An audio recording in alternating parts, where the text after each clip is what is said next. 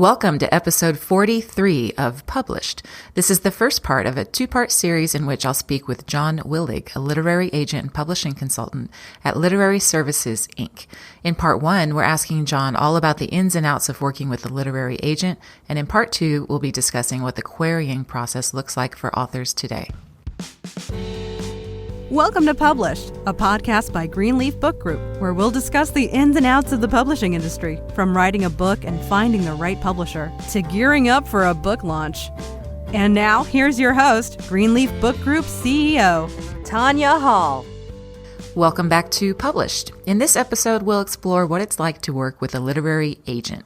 Longtime agent John Willig explains what the role of a literary agent is in today's publishing world and describes what he looks for in a manuscript. He'll also touch on the qualities an author should look for in a good literary agent and how to find one. Let's get into the interview. So, John, thank you for joining us. And could you start off by telling us a bit about your background and what you do? Well, thank you for the kind introduction, Tanya. It's great to visit with you. Of course. I'll soon be celebrating 30 years working as a literary agent, and I've been very fortunate. Hundreds of great, talented writers over the years in many different categories. And prior to working as an agent, I was working in sales and marketing for publishing companies. And then became an editor in academic publishing, then a senior editor in professional subscription publishing, and then eventually an executive editor for business books with Prentice Hall, Simon & Schuster, and did that before taking the leap and starting my own firm.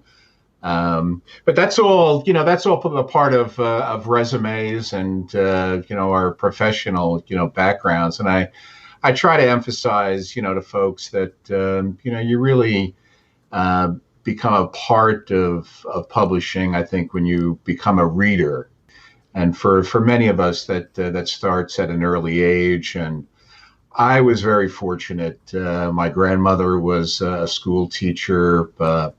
My mother was a voracious reader. She used to come home from the library with stacks of books. So I grew up with some great writers like Leon Uris and John Cheever and Barbara McCulley and writers like that, all in the midst of the baseball and basketball games and everything else going on when you were growing up those days when kids actually played outside. I was blessed to come from a similar family where I remember I would be so excited in elementary school when the Scholastic Books order form came. And my mother always said, whatever you want, order whatever you want. And I probably would get a dozen books. It was like thrilling when the delivery came. Yeah, no, that was great. And that was a gift. Mm-hmm. And, I tried to pass that on to my sons, and whether it was, just reading and, newspapers. And if it was just reading about sports or whatever their interests, were, is just to get them to become readers. And now, thankfully, they're passing that along to their kids and reading Dr. Seuss and great authors, for kids and for adults, too. But yeah, it all starts when when we're very young. But as for writers, too, I mean, that's being a reader, and learning from the masters and the craft, mm-hmm. Of writing. It's all part of it. Yeah, absolutely.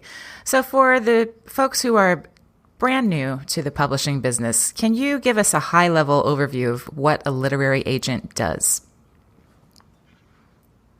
Yes, a little bit of history, with that to start, perhaps I think is helpful. I'm a great lover of history, so when you look back in the early 20th century, actually, when the author publisher relationship was pretty much, an author going to a printer and there was a handshake, about what was going to be, printed, and published. Some great books, actually. Walt Whitman's Leaves of Grass was started that way, and and many writers and many great publishers began as printers. John Willig and Sons and the Harper Brothers, which became Harper and Row, and folks like that. Well, it started to evolve that these folks who are printers started saying to those authors, hey, we could add some value here to what you're doing by editing the works and doing more as far as production and the printing of it and adding skills and then distributing and selling. So what then became evolved from printers to our current day publishers, where we're adding all of this professional expertise to the process. But with that then came contracts. So the handshake evolved now to today to 15, 20-page contracts. So a lot of literary folks started as attorneys and looking at it, and we still have to have lots of legal expertise, especially today with all the different formats and rights issues that come that are involved with contracts. So we wear all a way of saying that today we wear quite a few hats. There is that hat of working the financials and the deals with publishers that then works to to contracts and being skilled at that. At the same time, in the beginning of the process, where and our responsibility in many ways to publishers is helping them in terms of filtering and vetting projects for them, given all the volume in the marketplace. So we're working too as kind of content coaches for authors, helping them shape their proposals and their works that we feel can be attractive to these publishers. So again, quite a few hats, and I also say that I have a nice couch in my office for my authors, so when they need a little therapy to get through the process, that's all part of it too. Being a cheerleader and a little bit of, when it's needed, a little bit of tough love that comes with it. But that's what you need an agent. In fact, someone. An agent for is being able to tell you sometimes what others may not be wanting or willing to tell you that needs to get done with the project. Mm-hmm. Absolutely, very, very true. And the same thing, of course, happens on the publisher side. There's a lot of coaching and cheerleading and hand-holding and yes, therapy. Well, it's as you well know, it's a very collaborative, process, and you're working with someone over the course, of years. So again, part of our responsibility, to publishers is then making sure that people that we're working with are very. That do have a bit of a collaborative spirit, and again, they're going to be great to work with, not just in terms of the book, but eventually as far as the sales and promotion. At what point should an author consider submitting to a literary agent, and how do they go about finding one? That's a great question. The submission to a literary agent, they, especially all the options that writers have today. I mean, there's the quote unquote traditional path going, to a publisher. There's hybrid publishers that you're familiar with that have a little different, financial model for writers. There's self-publishing. There's doing, ebooks. There's more opportunities for writers today. I don't make judgments, that one size fits all. For some writers, it could be best, for them, to be self-publishing, and it could be best for them to be working, with a hybrid publisher.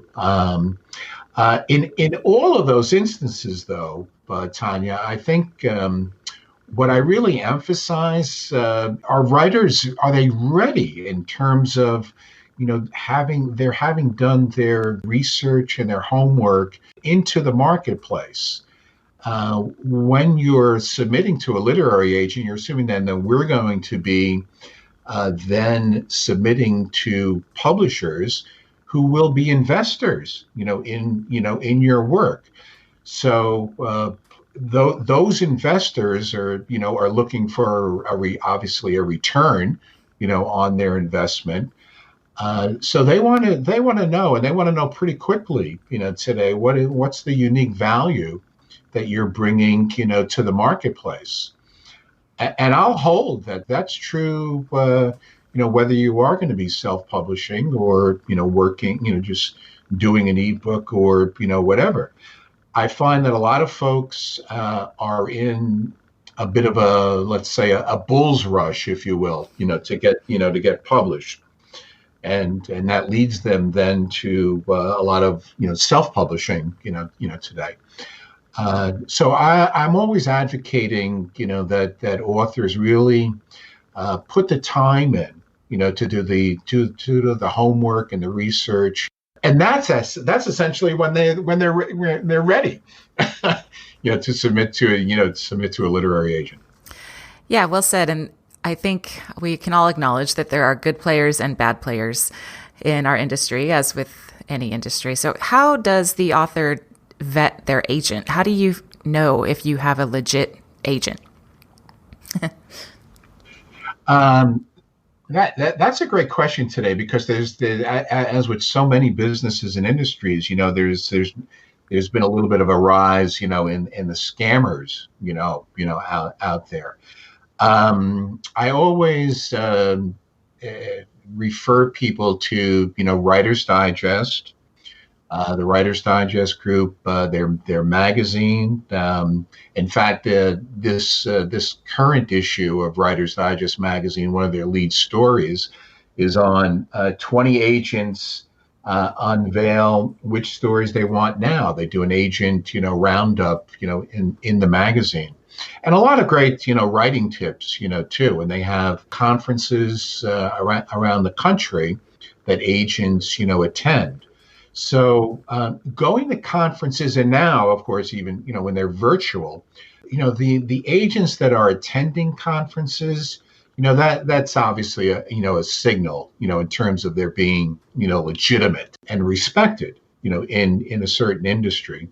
And you have in every sort of genre, conferences, like this.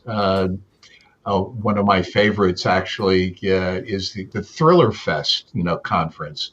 And Thriller Fest is all about, the mystery and thriller, writers getting together. It's a wonderful group and a great group of agents that, attend that conference. So when you're an agent and you're attending, these conferences, that's usually by invitation. And that's a great signal for prospective, authors. The other guides, the Writer's Digest also has a guide to literary agents. My good friend Jeff Herman has a guide to literary, agents, which profiles the agencies and what they're looking for, which is very important. Rick Frischman has had a series of books and a group called Author 101. In a lot of those books, whether they're books about writing book proposals, I think there's one volume on best-selling secrets from agents. The agents are quoted in there. So there's a lot of of those resources out there for prospective aspiring writers to look at and research. One other that the folks may not necessarily think about is when they are doing their research, in their category, and they're looking at those, 4 to 5 key competitive books. Most writers are pretty gracious in their acknowledgments, about who they've worked with, and many times that includes their agent. I've been very fortunate, you get noted, in the acknowledgments, of these books. And so I would encourage folks to really read the acknowledgments, of the books that are in their particular, area, and that gives them real clues as to, who's working in their specific topic zone. Mm-hmm. Great advice. And I often get the question of whether fiction or nonfiction, because different rules for each. Do I have to have a completed manuscript when I approach my agent? Well, when you're working in fiction, that has to be the case. The manuscript needs to be, pristine. And the treatment and the synopsis. There's just tremendous volume in the world of fiction. And folks, take years sometimes in terms of honing their manuscript and having developmental editors, and reviewers reviewing their manuscripts. So that's a big part of it. Before you even get to that, again, in terms of the strategy for all of that, sometimes it's worthwhile for those fiction writers to have published short stories, in certain journals or magazines. It sort of gives a little bit of validation, in terms of their credentials. So having the manuscript in fiction, is a given, absolutely needed. And you really, as far as the manuscript, it needs to be engaging, throughout, but spend that time on that first sentence. Stephen King, God bless him, he wrote one of the most wonderful books and it's called On Writing, which I would highly recommend, to everybody, whether they're fiction writers or nonfiction writers. But and it's kind of his personally opening up, his personal stories and anecdotes and tips, about writing. And he really emphasizes the value of the first sentence, and how a writer really needs to essentially, in his words, grab a reader by the throat and bring him into the story. and I'll hold that that's true these days, too, for nonfiction. I was quite surprised actually at a recent conference when after folks, spending so much time pitching me about their work, and then I would ask them what was their first, what's their first sentence, and they couldn't come up with it, and so that really is still, very important in the world of fiction. Nonfiction, it's a little different. What's referred to as a synopsis and treatment in fiction is referred to as a book proposal in nonfiction. And the book proposal has really become much more than a book proposal. It's really the investment document that goes beyond an editor and beyond the description, of the book, to more of a business plan, if you will, about the content of their book and how a publisher can profit from not just the book itself, but all of the content in the various formats today, be it digital, be it audio, or whether their topic has the potential to travel internationally and be of interest to to foreign publishers. So a lot has to go into the kind of thinking about that book proposal.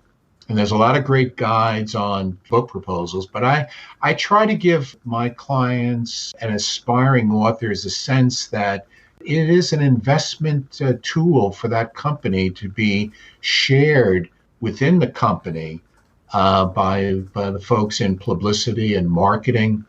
So they have to view it as something that's beyond just about describing a book.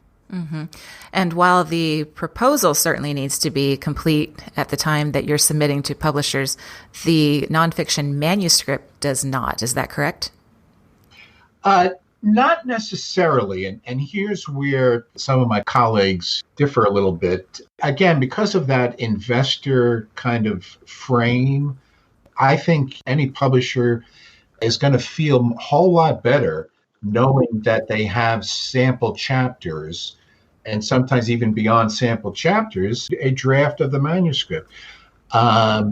There's a cottage industry that's developed over the years of proposal crafters. A lot of great people, some of them real friends of mine who are former editors. But if they're going to write a proposal for you or work with you on that, that's not really going to tell an editor and a really savvy editor much about, your writing voice and that voice that they're investing, in. So the sample chapters, I think, are critical because they highlight, you as a writer in terms of your voice, even again in nonfiction, which is so important today. But it also too, in terms of all that you're involved with as a writer, maybe you're running a company, maybe you're a marketing director, or maybe you're doing lots of things besides writing. It signals to an agent, and it signals to a publisher where the work fits in with your priorities and your responsibilities. So I think having those chapters, I always view that as a very positive aspect of it. And when I submit to publishers, I like to have a proposal with sample chapters. And when you are looking at prospective new projects to take on, what are you looking for as an agent? What really piques your interest when someone reaches out to you? Well, I mentioned that the unique value aspect of all of this, and that to me really has to to come through.